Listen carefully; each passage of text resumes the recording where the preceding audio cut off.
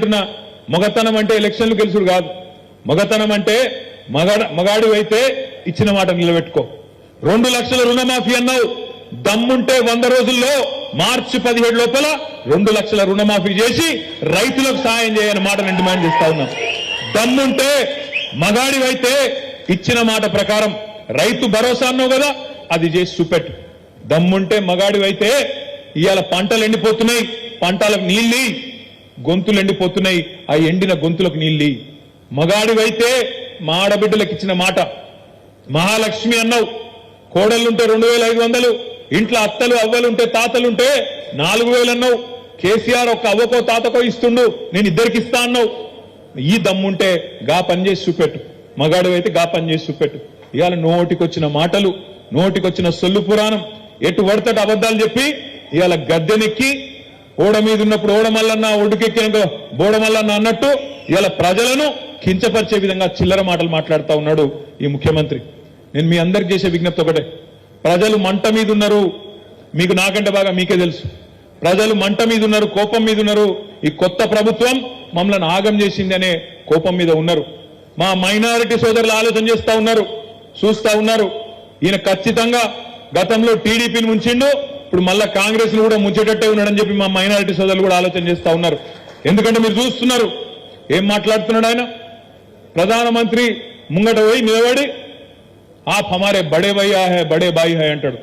అందుకే కేసీఆర్ గారు ఎప్పుడు చెప్తుంటారు, బడే బాయితో బడే బాయి చోటే మియా సుబాన్ అల్లా అని చెప్తుంటారు కేసీఆర్ గారు.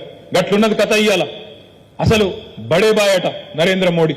ఇంకొక మాట అంటాడు సిగ్గు లేకుండా, ఇప్పుడే మా జమీల్ భాయ్ చెప్పిండు, ఆత్మగౌరవం కలిగిన ఏ తెలంగాణ బిడ్డ మాట్లాడని మాట, ఆత్మగౌరవం ఉన్న ఏ తెలంగాణ బిడ్డ కూడా ఒప్పుకోని మాట. అన్ని రంగాలలో ఇవాళ తెలంగాణ భారతదేశానికి ఆదర్శంగా మారితే, మనం పెట్టిన రైతు బంధు దేశానికి ఆదర్శమై పీఎం కిసాన్ అయింది కదా. మనం రైతు బంధు పెట్టినాకనే కదా మోడీ కాపీ కొట్టి పీఎం కిసాన్ అని పెట్టుకున్నాడు. మనం ఇంటింటికి నీళ్ళు ఇచ్చినాకనే కదా మిషన్ భగీరథ ద్వారా మోడీ కాపీ కొట్టి హర్ ఘర్ జల్ అన్నాడు. మనం ఇక్కడ మిషన్ కాకతీయ చేసినాకనే కదా మోడీ కాపీ కొట్టి అమృత్ సరోవర్ అన్నాడు. ఇట్లా ఎన్ని రంగాల్లో దేశానికి ఆదర్శమైంది తెలంగాణ. అట్లాంటి తెలంగాణ మోడల్ను కించపరుస్తూ ఏం మాట్లాడతావు నువ్వు? గుజరాత్ మోడల్ చేస్తాం మన రాష్ట్రాన్ని మాట్లాడతావా? ఏంటిది గుజరాత్ మోడల్ అంటే? తెల్లారలేసి హిందువులు ముస్లింలు తన్నుకునుడా, లేకపోతే రైళ్లలో పోయేటోళ్ళని కాల్చి చంపుడా? ఏంటిది నీ గుజరాత్ మోడలు?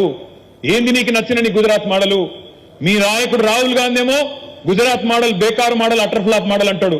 నువ్వేమో ఇక్కడుండి గుజరాత్ మోడల్ గొప్పదంటావు. ఇది మా రాష్ట్రంలో ఉన్న సోదరులందరూ చూస్తలేరు అనుకుంటున్నావా?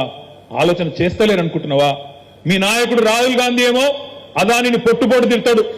609వ స్థానంలో ఉన్న అదాని ప్రపంచంలో మోడీ గారి ప్రాపకం వల్లనే 2వ స్థానానికి ఎదిగిండు అని రాహుల్ గాంధీ మాట్లాడతాడు. నువ్వేమో అదానితో నలై చేసుకొని అదాని సాన గొప్పోడు తెలంగాణకు వస్తున్నాడు అని చెప్తాడు. ఇట్లా 1-2 కాదు చెప్పుకుంటా పోతే సిగ్గుపోతుంది.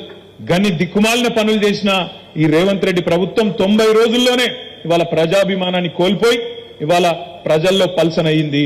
నిన్న ఆయన మాట్లాడుతుంటే గమ్మత్ అనిపించింది నాకు. ఆయన అంటాడు కాలం మంచిగా కాలేదు, కరువు వస్తున్నది, కాబట్టి అందరం కలిసి ఎదుర్కొందామంట.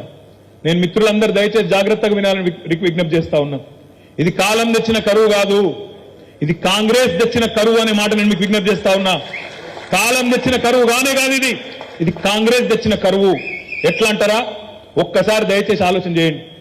మన నాయకుడు పెద్దలు కేసీఆర్ గారికి తెలంగాణలోని భౌగోళిక పరిస్థితుల పట్ల, ఇక్కడి వాతావరణ పరిస్థితుల పట్ల, ఇక్కడ రైతుల దుస్థితి పట్ల